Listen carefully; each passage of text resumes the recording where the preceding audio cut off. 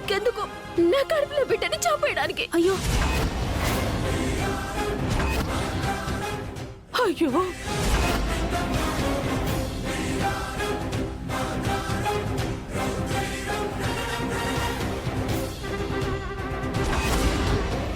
ఏం మాట్లాడుతున్నావు హారిక? వసు నీ బిడ్డనెందుకు చంపుతుంది? తన బిడ్డ కడుపులోనే చనిపోయింది కాబట్టి, వారసుని కనే అదృష్టం తనకి లేదు కాబట్టి.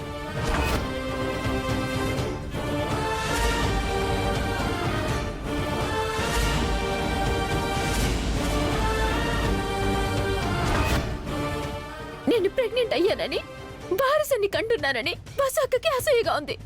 అందుకే నా బిడ్డని చంపాలనుకుంటుంది. ఆపుతావా? నోటుకొచ్చిందంతా మాట్లాడుకో. నువ్వు కన్సీవ్ అయ్యావని తెలిసినప్పుడు అందరికంటే ఎక్కువ సంతోషపడింది వసు వదినే. అలాంటి వదిన మీద నిందలు వేస్తున్నావా? నింద కాదండి, నిజం చెప్తున్నాను. నేనంటే మొదటి నుంచి అక్కకి ఇష్టం లేదు. అత్తగారు నన్ను సాధిస్తోంది.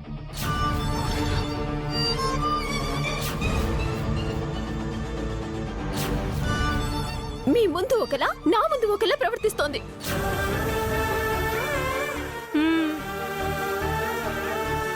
వసు అలా ఎప్పుడు చేసింది హారిక? మీ ముందు నటిస్తుంది, నాకు నరకం చూపిస్తుంది.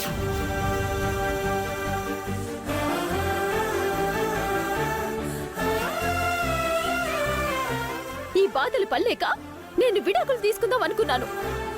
కానీ బస్సు ఒక అడ్డుపడింది. నాకు సగం ఆస్తి ఇస్తానని ఆశ పెట్టి నన్ను ఆపేసింది. మాటిచ్చిన మనిషి ఇప్పటి వరకు ఒక్క రూపాయి కూడా ఇవ్వలేదు.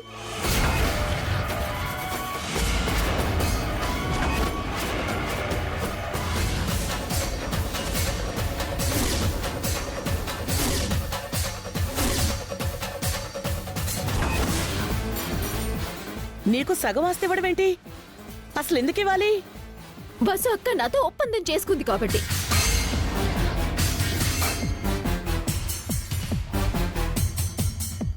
అవునదినా, అప్పుడు నువ్వు లేవు. ఈ ఆస్తంతా తనదే అయినట్టు వసు హారికకి మాటిచ్చింది.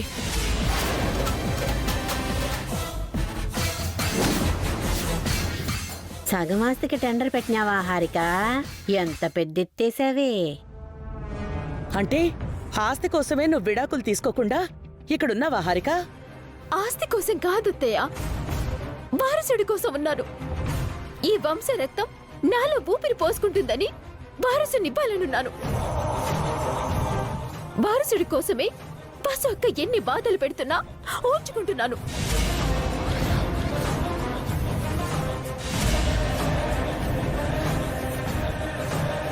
హారికను వసు ఎన్ని కష్టాలు పెడుతుందో నేను స్వయంగా చూశానదినా.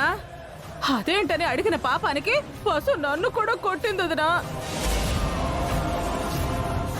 వసు గారు మిమ్మల్ని ఎందుకు కొట్టారో అమ్మకు చెప్పమంటారా అత్తయ్య?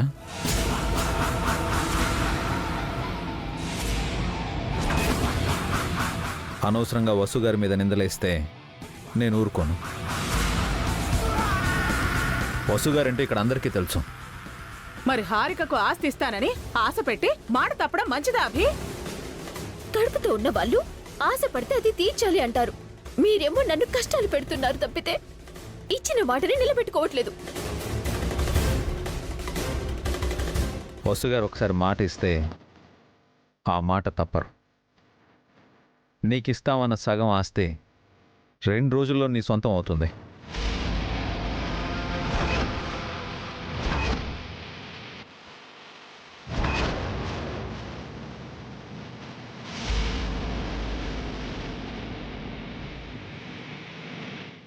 అభి, అవునమ్మా, ఈ ఆస్తిలో సగం హారికకు చెందుతుంది, తన కడుపులో ఉన్న వారసుడికి చెందుతుంది.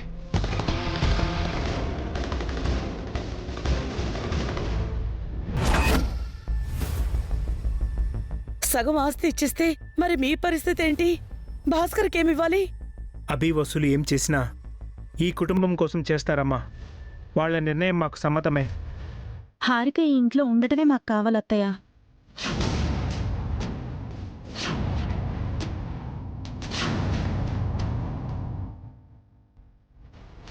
కానీ అలా చేయడం ఎంతవరకు కరెక్ట్ అమ్మా? అన్నీ ఆలోచించే వసుగారి నిర్ణయం తీసుకున్నారమ్మా. దయచేసి మీరు అడ్డు చెప్పకండి ప్లీజ్.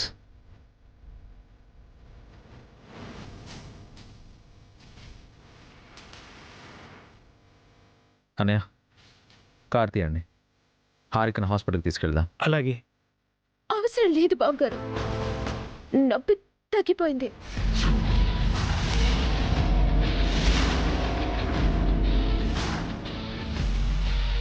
ఆస్తి వస్తుంటే నొప్పి ఎందుకుంటుంది?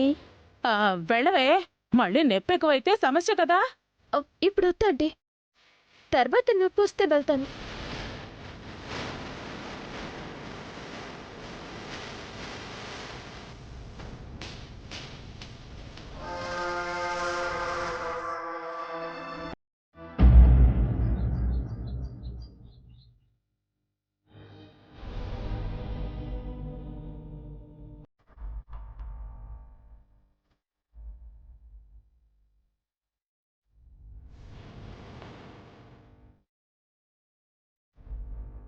అభి, ఏంటమ్మా? ఎందుకు అభి ఇంత పెద్ద నిర్ణయం తీసుకున్నావు? ఈ ఆస్తిని హారికకి ఇవ్వడం ఏంటి? నా తమ్ముడు భార్యకే కదమ్మా ఇస్తున్నాను. అయినా ఇది నా ఒక్కడి ఆస్తి కాదు కదా, మా ముగ్గురు అన్నదమ్ములదే. అలా అనుకోవడం నీ మంచితనం అభి. ఇదంతా నీ కష్టార్జితం. ఇందులో ఒక్క రూపాయి కూడా భాస్కర్ అఖిల్ది కాదు. ఎందుకు కాదమ్మా? మేము ముగ్గురం ఒక్కటైనప్పుడు ఈ ఆస్తి కూడా మా ముగ్గురిదే కదా. ఇందుకే అభి నువ్వు మీ నాన్నకి ఇష్టమైన కొడుకువయ్యావు. నేనంటే నీకు ఇష్టం లేదమ్మా? ఉందభి, నిన్ను పెంచానే తప్ప నవమాసాలు మోసి కనలేదు అనే లోటు కూడా ఉంది.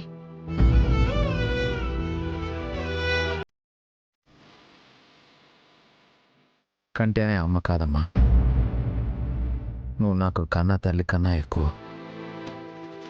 నువ్వు నన్ను అంత బాగా చూసుకున్నావు. అందుకే రుణం తీర్చుకుంటున్నావా అభి? ఓసారి మీ అన్నయ్య తమ్ముడికి ఆస్తిచ్చావు, వాళ్ళు నిలబెట్టుకున్నారా? ఆస్తి పోగొట్టి అప్పుల పాలయ్యారు. ఇప్పుడు మళ్ళీ ఆస్తిస్తానంటున్నావు. ఎప్పుడు వాళ్ళ గురించేనా, వసు గురించి ఆలోచించవా? హారికకు ఆస్తి ఇవ్వాలని వసుగారే చెప్పారమ్మా. అలా ఎందుకు చెప్పావు వసు? ఎందుకు చెప్పకూడదు అత్తయ్య? నీ భర్త ఆస్తిని నీ మరిది భార్యకివ్వటం నీకు సంతోషమా? చాలా సంతోషం అత్తయ్య. అభి గారు మీకు కనని కొడుకైతే అఖిల్ నేను పెంచని కొడుకు.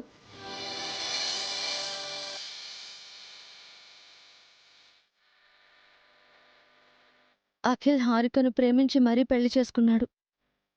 ఆ జంట విడిపోకూడదు. హారిక దూరం అయితే అఖిల్ తట్టుకోలేడు. అందుకే హారికకి ఇష్టమైన ఆస్తిని ఇవ్వాలనుకున్నానత్తయ్య. వారసుని కనబోతున్న హారికకు ఆస్తిని కానుకగా ఇవ్వాలనుకున్నాను. అఖిల్ని కొడుకు అన్నావు. నీదెంత గొప్ప మనసు వసు. నీ గురించి నాకు తెలిసినా అప్పుడప్పుడు కోపంతో నిన్ను తిట్టేదాన్ని. నన్ను క్షమించమ్మా.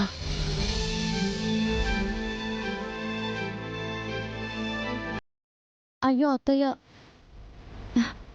మీరు పెద్దవారు, మీరేమన్నా అవి నాకు దీవెనలే. అఖిల్ గురించి మీ మావయ్య కూడా ఇంతలా ఆలోచించలేదు. వాడికి నిజమైన అమ్మా నాన్నలు మీరిద్దరే. అవునమ్మా, అన్నయ్య వదినలు నాకు పునర్జన్మనిచ్చారు. వీళ్ళు లేకపోతే నేనెప్పుడో చనిపోయి ఉండేవాణ్ణి. అన్నయ్య నా కళ్ళయి నాకు ముందు చూపునిచ్చాడు. వదిన నా కాళ్ళై నన్ను నడిపించింది. డిప్రెస్ అయిన నాకు ధైర్యం చెప్పారు. జీవితం మీద ఆశ కల్పించారు. ఈ స్థితిలో కూడా నేనేదైనా సాధించగలనని నమ్మకం ఇచ్చారు. వీళ్ళు నాకు మరో అమ్మా నాన్నలే కాదు, ప్రత్యక్ష దైవాలు కూడా.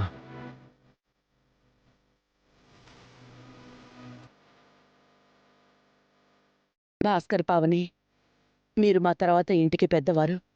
మీకు చెప్పకుండా అభి వసూలు చాలా పెద్ద నిర్ణయం తీసుకున్నారు. మీకు బాధ అనిపించలేదా?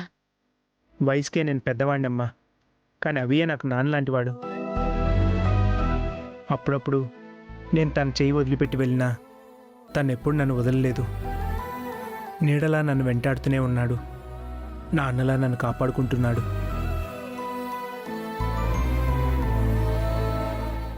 అభి ఏ నిర్ణయం తీసుకున్నా నాకిష్టమేనమ్మా. అభి నా తమ్ముడు. అభియే నాకు కొండంత ఆస్తి.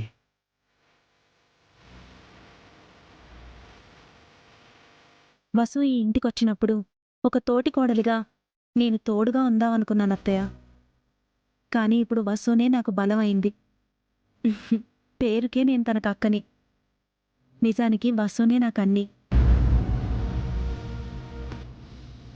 ఈరోజు శ్రావ్య పెళ్లి చేసుకుని సంతోషంగా ఉంది అంటే వసు అభిలే కారణం.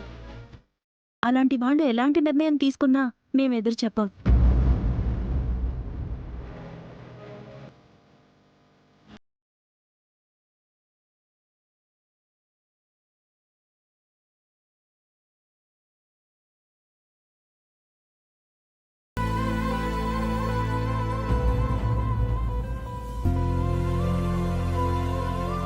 ఎందుకమ్మా కన్నీళ్ళు?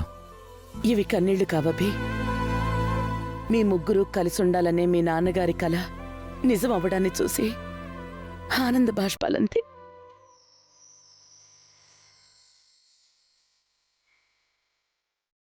మేం కలిసి ఉండాలని అన్నయ్య వదినలు ఎంతో కష్టపడ్డారమ్మా. ఇప్పటికీ మేము వీళ్ళని కష్టపెడుతూనే ఉన్నాం. కలిసి ఉండటంలో ఇష్టం తప్ప కష్టం ఉండదు అఖిల్. చివరి వరకు మనమంతా కలిసే ఉండాలి. ఉంటాం వసు. మీరుండగా ఈ కుటుంబం చెదిరిపోదు. మీరెవ్వర్నీ విడిపోనివ్వరు. ఆ రాముడికి సీత ఎంత బలమో మన అభిరామ్కు వసు అంత బలమమ్మా. అభి స్థానంలో వేరే వాళ్ళున్నా, వసు స్థానంలో ఇంకెవరైనా వచ్చినా ఈ కుటుంబం ఇలా ఉండేదే కాదు. నిజమే భాస్కర్. ఈ కుటుంబానికి అభి కప్పైతే వసు పైకప్పు అయింది. మీ నాన్న నేను బతుకున్నన్నాళ్ళు మీరు కలిసుండాలని అనుకున్నాం. నా కోరిక నెరవేరింది.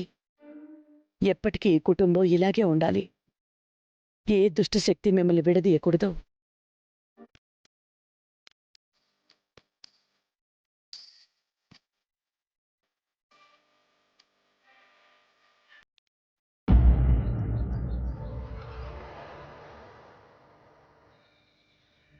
రేపో ఎల్లుండో నాకు ఆస్తొస్తుంది. అందరి మీద నాది పైచేయి అవుతుంది. వసు అక్క నా కాళ్ళ మీద పడేలా చేసుకుంటాను. అందరూ నేను చెప్పినట్టే వింటారు.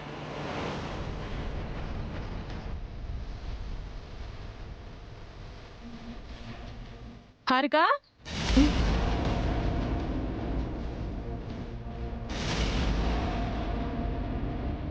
హారిక, వసు నీ కడుపు మీద కొట్టింది కదా, హాస్పిటల్కి వెళ్లకుండా అప్పుడే నొప్పి తగ్గిపోయింది అన్నావేంటి?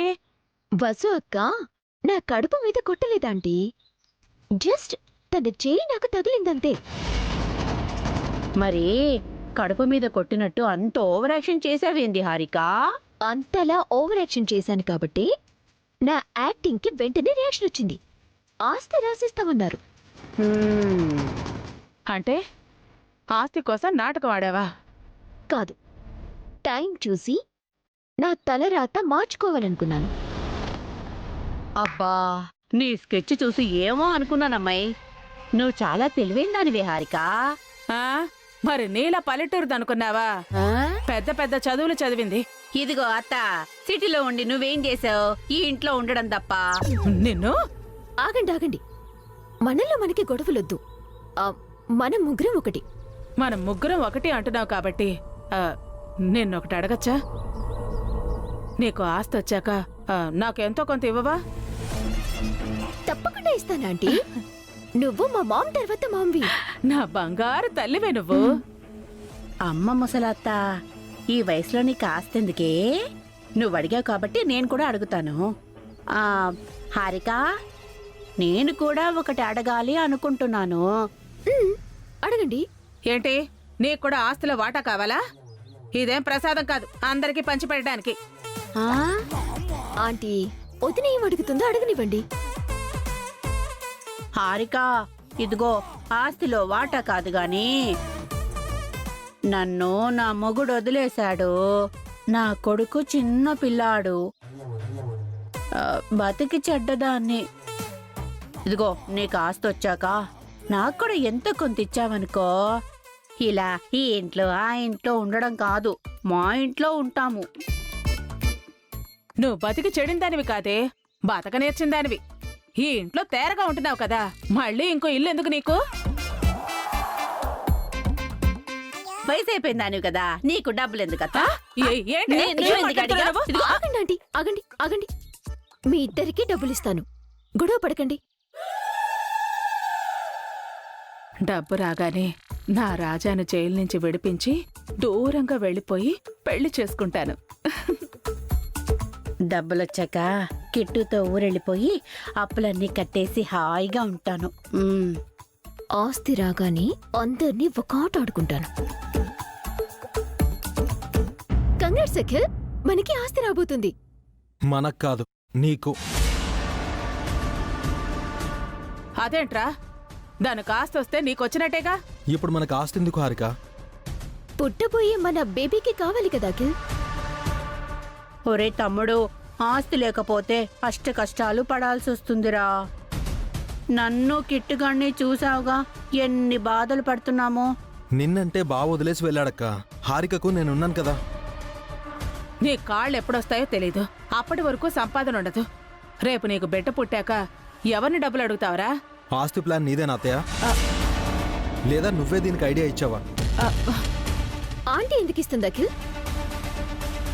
నేనిక్కడే ఉంటే సగం ఆస్తి ఇస్తామని బస్సు అక్క అభిభావాలు చెప్పారు కదా. నీ మనసు మారుతుందని చెప్పావు. నువ్విలా డబ్బు చుట్టూ తిరుగుతావని నేను అనుకోలేదు. అయ్యో, ఈ ప్రపంచమే డబ్బు చుట్టూ తిరుగుతోందిరా తమ్ముడు. పైసేమే పరమాత్మ హై. నువ్వు కూడా ఏంటక్క? దానికి ఇంట్లో ఏం తక్కువైందని ఆస్తి అడుగుతుంది. ఇప్పుడు బానే ఉంది అఖిల్, రేపేమైనా జరగచ్చు కదా. ఆస్తులు పోయి వీధిన పడతామంటున్నావా? ఆల్రెడీ అది జరిగింది కదా. అప్పుడు కూడా అన్నయ్య వసు వదినే మనల్ని పోషించారు కదా. మళ్ళీ అలాంటి పరిస్థితి రాకూడదు కదరా. ప్రతిసారి పాత్రలు కడిగి ఇడ్లీలు అమ్మటం అంటే కష్టం కదరా. ఆ మాత్రం ముందు చూపు తనకుంటే కదా ఆంటీ. నన్ను తిట్టడం తప్ప అఖిల్కి తెలివే లేదు.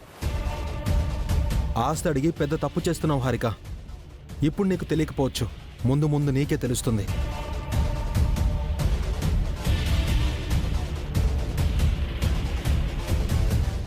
భాస్కర్ అన్నయ్యే అమ్మాయి కూడా అనుకున్నాను, కానీ అసలైన తింగరోడు వీడే. అయినా ఆస్తుస్తుంటే వద్దంటాడేంది? అందుకే నేను ఆస్తి కావాలంటున్నాను. ఉమ్.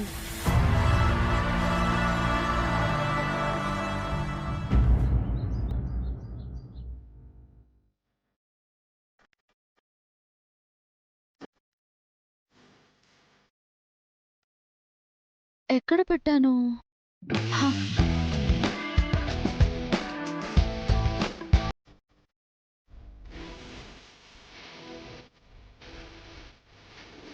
హలో సార్, నేను 10 మినిట్స్లో ఆఫీస్లో ఉంటాను.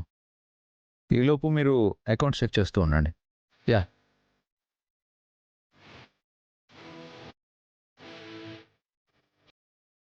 వసు గారు, హా? ఏమైందండి? ఏం లేదు.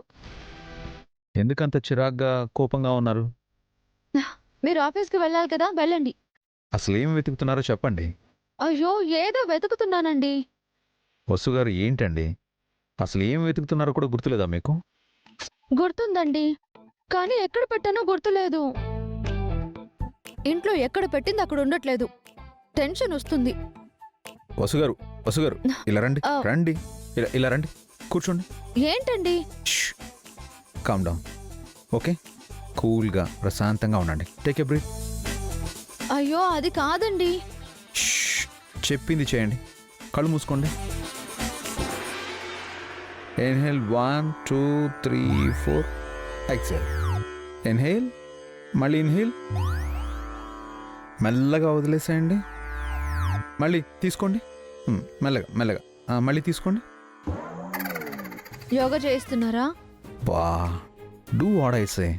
మళ్ళీ ఓకే, 1 నుంచి 10 వరకు లెక్క పెట్టండి. ఆహా, ఊపిరి పీల్చి వదలమన్నారు. 2 చేయండి. 1 2 3